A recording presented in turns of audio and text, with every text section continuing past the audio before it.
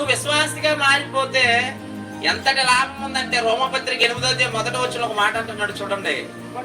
కాబట్టి ఇప్పుడు యేసుక్రీస్తునందున్న వారికి ఏ శిక్ష లేదటండి. శిక్షలు ఎవరికి ఉంటాయి? తప్పులు చేసేవారికి ఉంటాయి. ఇప్పుడు శిక్షలు ఎవరికి లేవు? విశ్వాసులకు లేవటండి. విశ్వాసులకు శిక్ష లేదు అంటే మనం ఎంత నిలువండి. మన ముందు ఒక నిలబెట్టి దెబ్బలు కొడుతున్నాడు అనుకోండి, మనకి ఎలా అనిపిస్తుంది? అమ్మాయి ఆ దెబ్బలు నాకు పడలేదు కదా. ఇప్పుడు విశ్వాసులు భయపడవలసిన అవసరత లేదట. ధనవంతుడు అగ్నిలో కాలిపోతున్నాడు, యాతన పడే స్థలంలో ధనవంతుడు కాలిపోతున్నాడు.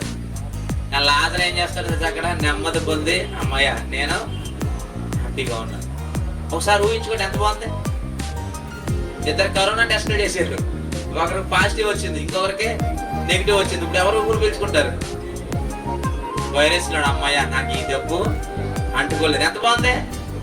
ఇప్పుడు అవిశ్వాస అగ్నిలో కాలిపోతుంటే విశ్వాసి కాలకుండా నిత్య జీవం స్వతంత్రించుకుని నెమ్మది పొందుతుంటే విశ్వాసి చూసి అవిశ్వాసిని చూసి విశ్వాసం ఏమనుకుంటుంది తెలుసా? అమ్మయ్య నేను అక్కడికే వెళ్ళలేదు.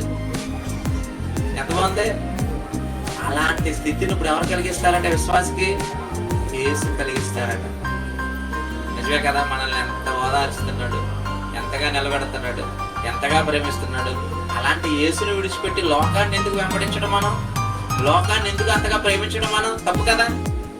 అందుకే లోకాన్ని విడిచిపెట్టో, బంధువులను విడిచిపెట్టో, ఆస్తులను విడిచిపెట్టో, నాకు దేవుడే కావాలని నడుస్తున్నావు కదా. అందుకే నీకు ఏ శిక్ష లేకుండా చేస్తాను అని చెప్పాడు యేసు ప్రభు. అంతే కదా. శిష్యులు అంటున్నారు ఇవన్నీ విడిచిపెట్టాను కదా ప్రభా, మాకేంటి అని అడుగుతున్నారు. మాకు ఉన్నవాడిని విడిచిపెట్టి నేను వెంబడిస్తాను కదా, మాకేంటి అన్నాడు. అన్ని విడిచిపెట్టారు కదా, నీకేంటి అనుకుంటున్నారా? విడిచిపెట్టిన వారికి శిక్షలు ఉన్నాయి, విడిచిపెట్టిన మీకు ఏ శిక్ష లేదన్నాడు. ఇప్పుడు ఎవరు తండ్రులు? ఇదంతా చావు తర్వాత జరిగే పరిస్థితి.